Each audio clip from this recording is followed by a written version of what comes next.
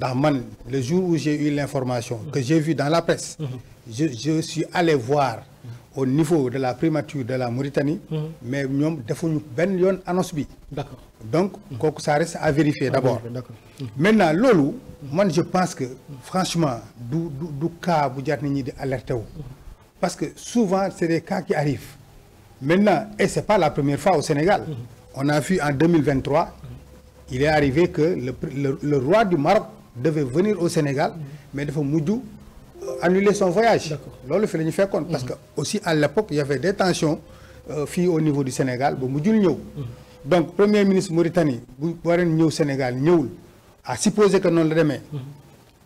bon moom déjà waroon nañu xam lan moo tax ñëwul parce que dégguma ko fenn mu ne kat ñëwuma Sénégal ndax lii moo tax ñëwuma bon donc pour wax ci dafay xaw a jafe daal voilà mais daal pour man bu ñëwulee aussi man personnellement gisuma lu ko fi teree ñëw parce que autorités yi ñu ngi ñëw président de la République chaque jour mu ngi recevoir ay autorités yu nekk ci dëkk bi ak ñu nekk bitim réew bon premier ministre c'est normal parce qu'il est en congé mais normalement bu fi nekkoon il va continuer ses kii audience voilà loolu laa foog quoi d'accord c'est important Adama dégg nga li nga xam ne ni moom la Jean wax kon mu mel ni diggante ki nga xam ne ni mooy président de la République ak premier ministre amul leen loo xam ne dox na ci waaw Jean ma koy nuyu di ko dalal bu baax ci plateau bu yàgg li nga xam ne rek mooy Kër Ndanane TV la chaîne de l'élégance di ko remercier tamit ci pertinence bi c'est bien cela dogal fi nga xam ne mooy sa parti Pastef c'est normal tamit nga protéger leen ci li nga xamante ne ni comme yaay seen représentant loolu c'est l'initiative à encourager waaye tamit bu ñuy wax rek man souvent damay gis ci nga xam ne ñooy rek journaux yu bari dañuy titrer rek li nga xam ne mooy tension au sommet de l'État boobu bëgguma di ko dégg dualité au sommet de l'État laay bëgg sax ndax tension dafa day waar waaye loo ci mën di dégg rek comme moom wax na ko sànq Jean te moom moo ne ci parti Pastef donc ñun ñëpp ñu ngi topp information c'est ça li wér te wóor rek mooy que ne ñoom ñaar wax naa ko waxati ko ci émission amuñu gëwuma ne am nañ problème ñoom ñaar personnel c'est-à-dire dañ jóge opposition ñëw ci li nga xam ne mooy pouvoir absolument bu ñëwee ci pouvoir bi nag réalité pouvoir bi tamit da leen di dab donc bon kii li muy bëgg ak kii li muy bëgg day xaw a wuute des fois ci bëggin yi ci objectif yi te it ci doxalin wi parce que état mën ngaa ñëw ba toog ci siège bi ci ngay doog a comprendre les réalités bokkul ak boo nekkee opposition peut-être da ngay libre ci lu bëri di ci wax di ci dem boo nekkee état yu bëri daf lay tënk parce que la nga mënoon ci opposition mënatoo ko tey waaw Ousmane Sonko rek moo man dem ci opposition ñëw ba ci pouvoir continuer waat di def ay mitinam di def ay show politique am peut-être di préserver li nga xam ne mooy parti am peut-être te sax li nekkul président moo ko xaw a permettre loolu mais bu nekkoon président dina xaw a jafe beneen bi mooy li am ba kenn ku ne di ko wax mooy que ne lii dualité bi au sommet de l'État bi lu ñu war a gaaw dakkal la ndaxte ñu bëri ci kii bi ñu ngi koy wax yaa ngi gis El Hadj Ndiaye moom patron 2STV la mais ba muy wax keroog porte-parole demee la ci la waxe mu ne rek li nga xam ne mooy la situation paralysée des investissements sont gelés l'administration travaille au ralenti loolu boo ko déggee réew mu ñuy wax loolu nañu bàyyi moo tax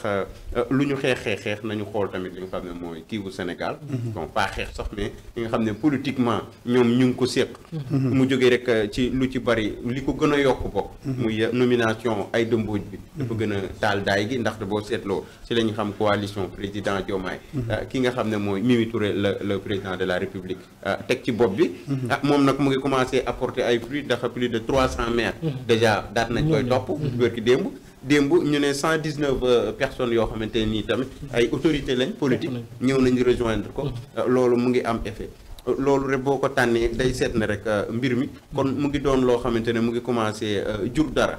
waaye loo ci mën di dégg économiquement dëkk bi ñu bëri ñu ngi avertir après dinaa ñëw ci yeneen personnalité yu bëri ma bàyyi la nga doxal. C'est important Adama Thiam merci beaucoup vraiment yéen a ngi seen émission Kër Ndanane Show fii ci Kër Ndanane TV nee naa la lundi ba vendredi lay am saa su nekk ñu ci dalal ay ndaanaan fas yéene waxtaan ak ñoom ci li nga xam ne ni mooy tàlluwaayu jamono waaye te ñu indi xam-xam bu leer daal di koy teg yéen ngeen mën ci yéen monsieur Jean dégg nga Adama Thiam lu mu wax tey jii nii lan la ñu mën a jàpp ci kaw tey ñu gis Mimi bu ñu ko dénkee muy doxal liggéey bu am solo ci diggante bi vraiment mais ñu bëri ñi nga xam ne ni ñu ngi féetewoon feneen dafa mel ni fi mu toll nii daw nañ dem roofu ci fi nga xam ne mooy coalition Diomaye président foofu noonu ban taxawaay lañ gis est-ce que bu ñu analyser du ñu jàpp ne ki nga xam ne ni mooy Ousmane Sonko dafa bëri woon yoo xam ne nii bon doxalinam neexul woon gars yi ci biir Diomaye président boobu waaw xam nga en fait y a Sénégal parfois dañuy dox ci illusion quoi mais y a la réalité qui est là et on la vit tous les jours. D'accord. Ça le problème c'est quoi en vérité bu ñu delloo ginnaaw tuuti le président Bassirou Diomaye ci ñun la bokk Pastef. D'accord. Effectivement. ñun Pastef ñoo ko investir. ci gannaaw bu ko président Ousmane Sonko joxoñee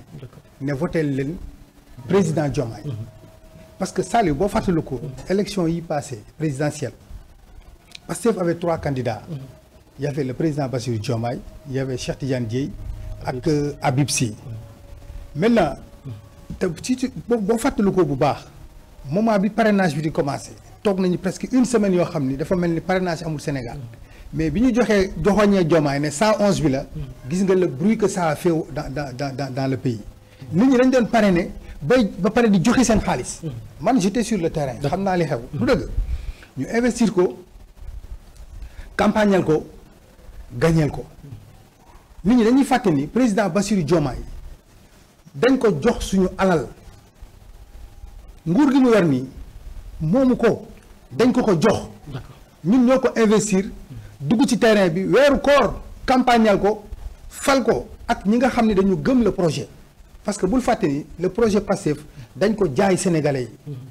yi jënd ko d'accord ne kat projet bi doy na ñu voté ko à 54% au premier tour donc le président Diomaye dañ ko am lu ñu ko dénk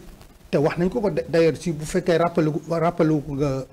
le dernier meeting bi ñu def ci campagne électorale bi à Mbour le président Sonko nee na ko dañ la koy jox gunge la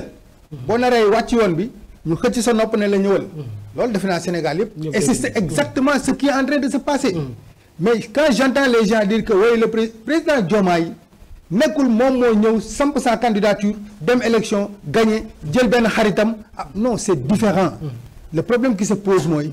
li ñëpp boole xeex lañ ko jël ne ko jàllale ko parce que il fallait que ñu am un candidat mu jàllale le projet parce que nag aussi foofu aussi il faut ñu reconnaître la générosité du président Ousmane Sonko parce que beaucoup de gens bi ñu tolloo foofu dañ ne man su ma demul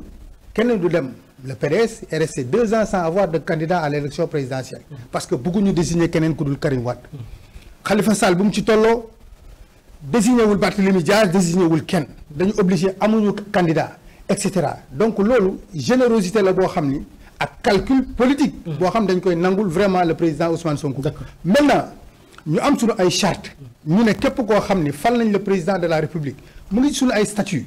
da ngay démissionner ci sa fonction bi nga occupé en tant que membre de kële nu mu tuddati ci parti Pastef Ousmane Sonko bu ñu ko faloon day démissionner de son poste de président de Pastef il peut rester membre et c'est ce que le président Bassirou Diomaye a fait te moom il a dit je me décharge de mes fonctions politiques pour m'occuper de l'État waaw yaa xëytumu laana bu ñu xëyee dégg ni mu ngi créer comme coalition politique mais ça pose problème loolu moo tax bi loolu amee Pastef dafa jël ay responsabilités quand le communiqué là est descendu Pastef dafa répondre par un communiqué xamal ko ni déjà yow tu n'es pas le président de Diomaye président coalition bi dañ ko créé woon pour la candidature de Ousmane Sonko et rappelez-vous ça a été annulé bloqué à la dernière minute ci élection yi passé ci lañ jël coalition boobu changer tour bi accompagner le président Diomaye et bu ñu dellu see ginnaaw ñu ngi wax sànq ay la coalition mu ngi xaw ma mobiliser il y a 300 maires gis nga kii Saliou dañu bàyyi naxante bi mais est-ce que gis nga le parti Pastef ku ko xamul dégg nga ko ñii nekk fii di wax yëpp coalition Diomaye yooyu 400 partis bi ñu demee élection ñun ñi nekk ci biir di liggéey xam nañ ni benn parti moo fa nekk muy Pastef yi si des yëpp c'est des accompagnants dañuy gunge rek et mieux il y a des gens yoo xam ils ont signé la charte mais quand il s'agit d'aller au front kenn gisu leen moi je parle de Rufisque fii la commune de Rufisque Nord bi ñu defee suñu comité électoral ñi di wax naan ay Diomaye président lañu bokk gisuñu si kenn y avait que le MRDS te man MRDS xaw ma woon sax ban parti la ñoom lañ ci gisoon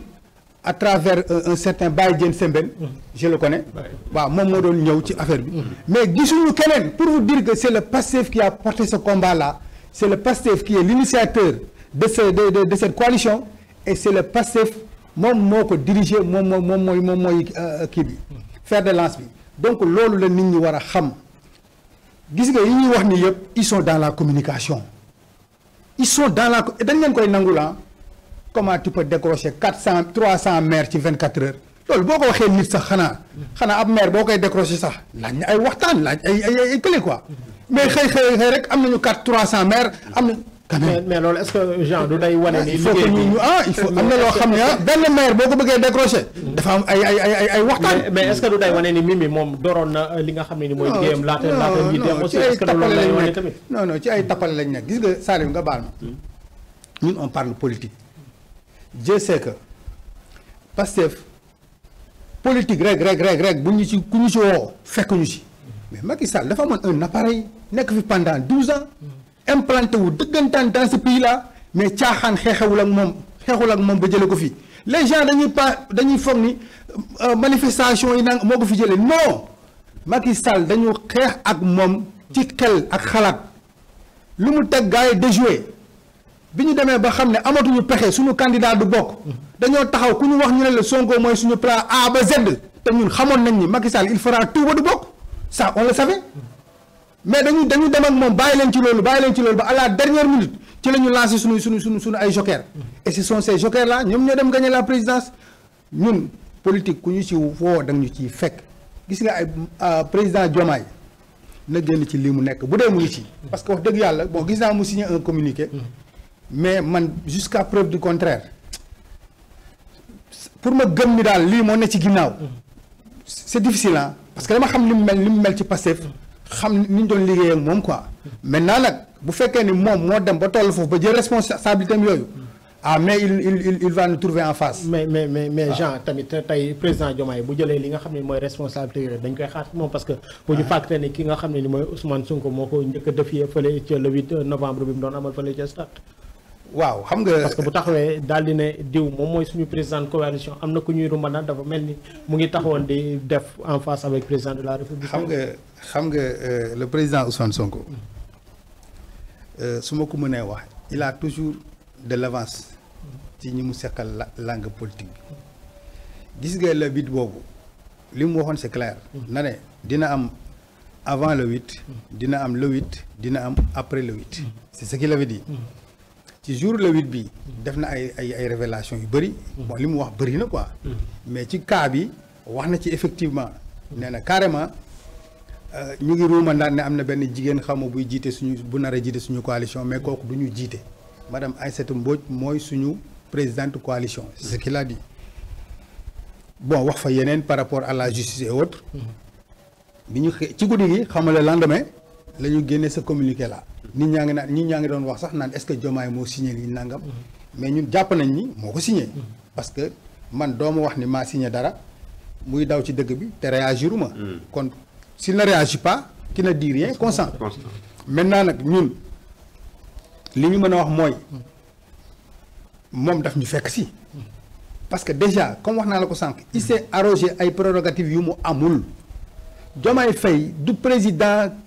coalition Diomaye président c'est pas lui le président bay fal di folli muy benn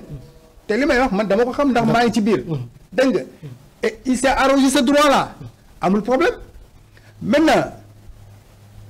Pastef dafa répondre à un communiqué parce que le premier ministre dafa ñëw rek wax ne bon diw du ñu jiite diw moo ñuy jiite te loolu moo amoon Aïda Mbodj moo jiite woon. est-ce que foofu la ko waroon waxee tamit Ousmane Sonko ak ki mu doon est-ce que foofu moo nekkoon lieu bi nga xam ne fa la war a taxaw di parce que pootum biir nekk tamit jarul ñu koy indi ci penc bi yaakaar na. waaw xam nga boo dégloo bu baax. en fait interview yi passé yi jiitu le président Ousmane Sonko wax na benn bi mu oowee les élus. au King Fahd Palace. wax na leen ne leen le président Bassirou Diomaye. waxtaan naag moom fu kenn nekkul waxtaan naat ak moom mu jigi ma dem jëli ji El Malick mu ñëw seede xam nga kon am na ay waxtaan yoo xam ni man jàpp naa ni mu ngi doon am parce que le président Ousmane Sonko le connaissant du nit koo xam day xëy rek wax lu mu yàgg denc. waaw bon lu ñu yàgg wax la bon te coalition bi boo gisee déjà rek ni mu jógee nii da ngay xam ne lu ñu yàgg a togg ci suuf la tu vois donc man je suppose que wax nañ ci waxaat ci maintenant nag ben si on est dans la politique vraiment on est dans la politique quoi voilà dañ ñu oo ci politique et ñu ngi répondre ci politique maintenant nag franchement à dire vrai les gens ils vont de façon mesurée c'est vrai que boo am na ñuy nekk ci réseaux sociaux yi fii ñii di wax fii ñii di wax fii bon ñii mer nañu di génne seen ay kii am na sax ñuy dem bay saaga lu may ñaawlu tu vois parce que saaga moom kenn d'accordu ko fenn moo xam Pastef la moo xam APR la moo xam feneen ak feneen saaga moom kenn d'accordu ko mooy maanaam ñi nga xam ne ñooy dugg ci page président de la république di ko saaga. voilà tey jii ni ñoom ñoo ko voilà jàppale ak ni mu meloon ak Ousmane Sonko parce que yow mi nga xam ne membre Pastef voilà mënuma ni Pastef la parce que internet moom ku nekk da nga yor sa téléphone xeex moom ku nekkay sànni xeex. waaw man mën naa bokk sax beneen parti ne xaaral ma xajamal cere ji dugg saaga ñu foog ni man Pastef laa bokk fekk bokkuma fa parce que on est dans la politique tout est possible mais daal li ma mën a wax mooy saaga yooyu man maa ngi koy ñaawlu parce que xajul ci penc mi maintenant bi li amee c'est normal que yenn patriotes yi ak ni ñu mel ci Pastef ak ni ñu mel ci président Ousmane Sonko c'est normal qu'il soit frustré c'est normal qu'il soit vraiment ci yenn kële yi quoi donc loolu mooy affaire bi mais daal Saliou pour wax la daal ni la ñun ba fu may wax